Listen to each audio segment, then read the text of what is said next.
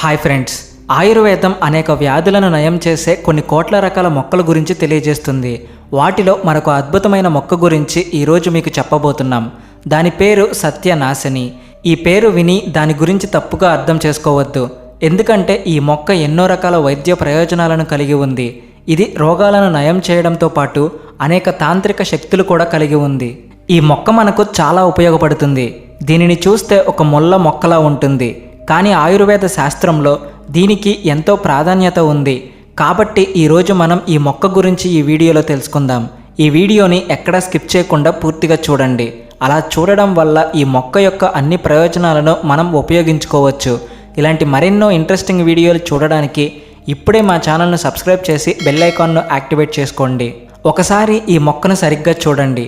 దీనిని మీరు మీ ఇంటి దగ్గర, రోడ్డు పక్కన, కాలువల పక్కన, చెరువు గట్ల మీద ఇలా చాలా చోట్ల చూసి ఉంటారు. దీని ఆకుల మీద ముళ్ళు ఎలా ఉన్నాయో చూడండి.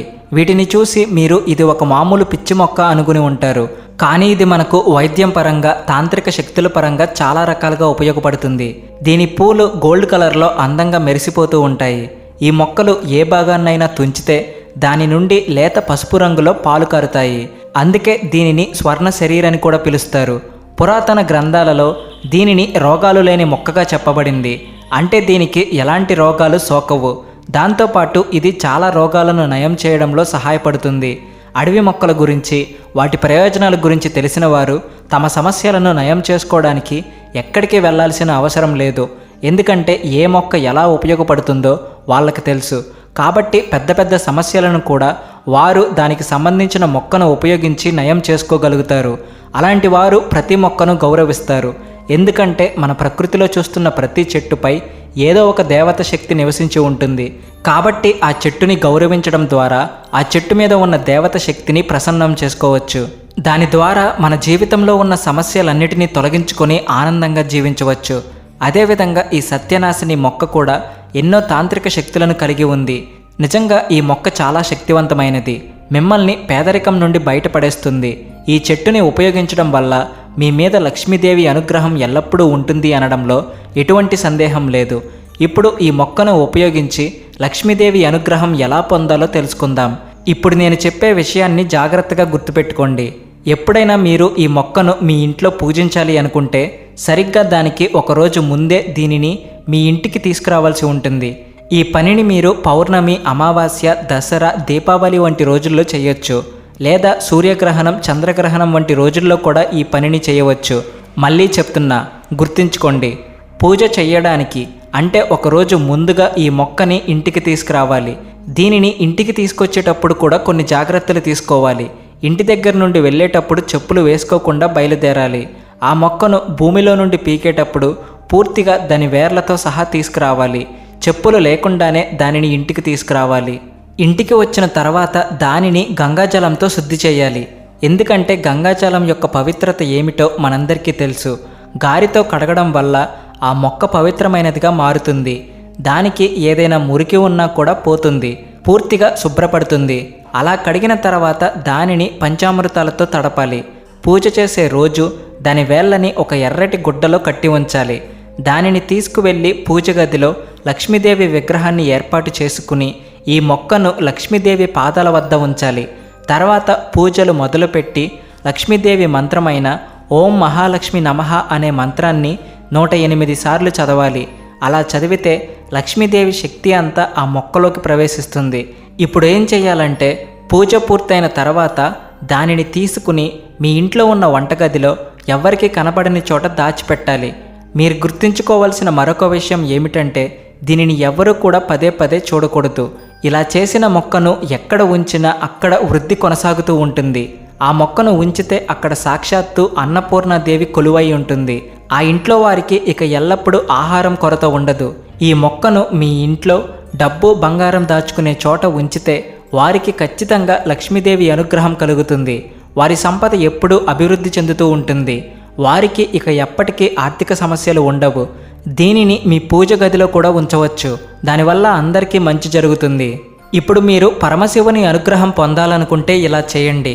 దీని ఆకు మీద ఉండే ముళ్ళని చూస్తే ఇది ఒక అడవి మొక్కలాగా ఉంటుంది. కాబట్టి శివుడు బాగా ఇష్టపడతాడు. మీరు దీని నుంచి ఒక ఆకును తీసుకుని శివాలయానికి వెళ్ళి శివుడికి సమర్పిస్తే ఆ తర్వాత మీరు చేయాలనుకున్న ప్రతి పనిని విజయవంతంగా పూర్తి చేయగలుగుతారు. ఎందుకంటే శివుడు బోళాశంకరుడు కాబట్టి ఇలాంటి చిన్న చిన్న విషయాలకు కూడా త్వరగా అనుగ్రహిస్తాడు. మీరు ఈ మొక్కను మీ పూజ గదిలో ఉంచడం ద్వారా కూడా దాని ఫలితాలను పొందవచ్చు. విజయవంతంగా మీరు అనుకున్న పనులను పూర్తి చేయవచ్చు. ఒకవేళ మీరు ఇలా చేయాలనుకుంటే ఇప్పుడు నేను చెప్పేది జాగ్రత్తగా వినండి. ఈ పనిని మీరు మీ కుడి చేతితో చేయవలసి ఉంటుంది. ముందుగా ఒక గుడ్డలో దీని వేర్లను ఉంచి దానిని కట్టండి. తర్వాత దానిని తీసుకువెళ్ళి మీ పూజ గదిలో ఉంచి మీరు బయటకు రండి. కొద్దిసేపు దానిని అలాగే వదిలేసి తర్వాత మీరు చేయాలనుకున్న పనిని పూర్తి చేయడానికి బయటకు వెళ్ళండి. ఇది మీకు బాగా ఉపయోగపడుతుంది. ఖచ్చితంగా మీరు అనుకున్న పని పూర్తవుతుంది. ఎలాంటి సమస్యల నుంచైనా అది మిమ్మల్ని బయటపడేస్తుంది. ఎప్పటి నుండో కొనసాగుతూ ఉన్న కోర్టు కేసులలో కూడా విజయం సాధిస్తారు. చివరికి తప్పు మీదే అయినా కానీ విజయం కూడా మీదే అవుతుంది. ఈ మొక్క అంత శక్తివంతంగా పనిచేస్తుంది. ఇప్పుడు సత్యనాశిని మొక్క ఔషధ గుణాల గురించి కూడా తెలుసుకుందాం. ప్రకృతిలో ఉన్న ప్రతి మొక్కలో ఎన్నో ఔషధ గుణాలు ఉంటాయి. అయితే వాటి గురించి మనకు తెలియక వాటిని ఏదో ఒక గడ్డి మొక్కలాగా భావించి పీకి పారేస్తాం. కానీ వాటి గురించి తెలుసుకున్నప్పుడు ఆ మొక్కల గొప్పతనం మనకు అర్థమవుతుంది. అదేవిధంగా దీనిలో కూడా ఎన్నో ఔషధ గుణాలు ఉన్నాయి. నన్ను నమ్మండి, ఇది మీ సమస్యలను ఇట్టే నయం చేస్తుంది. మీ శరీరంలో ఎక్కడైనా నొప్పి ఉన్నా, మీకు ఏదైనా గాయమైనా ఈ మొక్క నుండి తీసిన నూనెతో మీకు సమస్య ఉన్న చోట మసాజ్ చేయండి. వెంటనే మీ నొప్పి తగ్గిపోతుంది. ఈ నూనెను బయట మార్కెట్లో సత్యనాశిని నూనె అనే పేరుతో అమ్ముతారు. లేదంటే మీరు దీనిని ఆన్లైన్ కూడా ఆర్డర్ చేసి తెప్పించుకోవచ్చు. మీకు ఇంకా ఏదైనా ఆరోగ్య సమస్యలు ఉంటే ఈ మొక్క నుండి తయారు చేసిన పొడిని ప్రతిరోజు 1 నుండి 2 గ్రాములు నీటిలో కలుపుకుని ఉదయం సాయంత్రం తీసుకోవాలి. దీని ద్వారా మీ ఆరోగ్య సమస్యలన్నీ త్వరగా నయమైపోతాయి. ఇంకొక విషయం ఏమిటంటే మిమ్మల్ని ఎవరైనా ఇబ్బంది పెడుతుంటే, మీ ప్రతి పనిలో ఆటంకాలను సృష్టిస్తుంటే, మిమ్మల్ని సమస్యలకు గురిచేస్తుంటే, వాళ్ళు మీ శత్రువులై ఉంటే ఇప్పుడు నేను చెప్పే పనిని గుర్తుపెట్టుకుని ఖచ్చితంగా చేయండి. ఈ చెట్టు నుండి 5 పూలను తీసుకుని వాటిని ఒక నల్లటి గుడ్డలో కట్టి దానిని శనివారం రోజు మీ శత్రువు ఇంటి పైకప్పు మీద విసిరేయండి. ఖచ్చితంగా మీ శత్రువులు మీ పేరు విన్నా భయపడతారు. ఇది అంత శక్తివంతంగా పనిచేస్తుంది. మీరు కొత్త ఇల్లు కట్టుకుంటుంటే ఎవరిదైనా చెడు దృష్టి మీ ఇంటి మీద పడకూడదు అని మీరు భావిస్తుంటే ఖచ్చితంగా ఎక్కడి నుండైనా ఈ మొక్కను తీసుకువచ్చి మీరు కట్టుకుంటున్న కొత్త ఇంటిలో ఉంచండి. ఇక ఎలాంటి చెడు దృష్టి మీ ఇంటి మీద పడదు. ఇలాంటి ఎన్నో అద్భుతమైన శక్తులు ఉన్న ఈ మొక్కను ఖచ్చితంగా మీ ఇంట్లో పెంచుకోవడం ద్వారా ఎన్నో సమస్యల నుండి సులభంగా బయటపడవచ్చు. దీనికున్న ఔషధ లక్షణాలు మన ఆరోగ్య సమస్యలను తొలగిస్తాయి. దీనికున్న తాంత్రిక శక్తులు మీ జీవితానికి సంబంధించి ఎదుర్కొంటున్న సమస్యలను అన్నిటినీ దూరం చేస్తాయి. ఆయుర్వేదంలో ఈ మొక్కకు ఒక మంచి స్థానం కల్పించబడింది. అదేవిధంగా మన పురాతన గ్రంథాలలో, వాస్తు శాస్త్రాల్లో దీనికి ముఖ్యమైన పాత్రను కల్పించబడింది. కాబట్టి ఒకవేళ ఈ మొక్క మీ ఇంట్లో పెరుగుతూ ఉంటే దయచేసి దానిని ఒక పిచ్చి మొక్కగా భావించి బయటకు విసిరేయకండి. అలా చేస్తే మీ అదృష్టాన్ని మీరే చేతులారా బయటకు నెట్టేసినట్లవుతుంది. ఇది ఇవాల్టి వీడియో. ఈ వీడియో మీద మీ అభిప్రాయాలను కామెంట్ బాక్స్లో తెలియచేయండి. ఈ వీడియోని లైక్ చేసి మీ ఫ్రెండ్స్ అండ్ ఫ్యామిలీ మెంబర్స్కు షేర్ చేయండి. ఇలాంటి మరెన్నో ఇంట్రెస్టింగ్ వీడియోలను చూడడానికి ఇప్పుడే మా ఛానల్ను సబ్స్క్రైబ్ చేసి బెల్ ఐకాన్ను యాక్టివేట్ చేసుకోండి. జై Mahalakshmi. Please like and share and also thanks for watching.